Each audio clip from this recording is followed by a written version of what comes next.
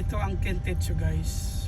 Ayan, may pedestrian siya. So kailangan dito sa Japan patawirin ang mga tumatawid kahit na malayo pa sila. Kailangan mo silang antayin.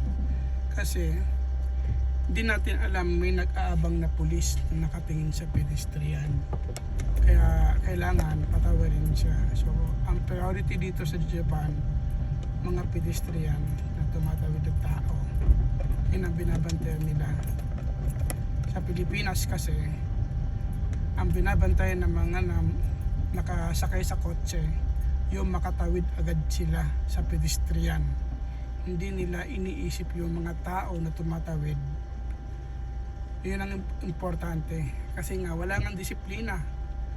Sa 100% ng mamamayan ng tao is 99.9% ang wala sa ayos, hindi sumusunod sa batas. Kahit yung mga mayayaman na yan, karamihan dyan hindi sumusunod sa batas yan. Sila yung nagpapaikot ng batas. Yan ang problema sa Pilipinas. Kaya walang asenso. Kahit nga namumuno sa gobyerno sila pa yung unang promotor na gumagawa ng illegal. Alam nyo kung bakit?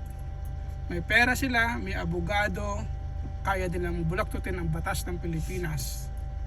Kaya walang asenso ang Pilipinas. Kahit sinong maupo dyan, kahit na sino, kapag may maupo naman na matino, gagawin nila, papatikusin nila, gagawa nila ng butas.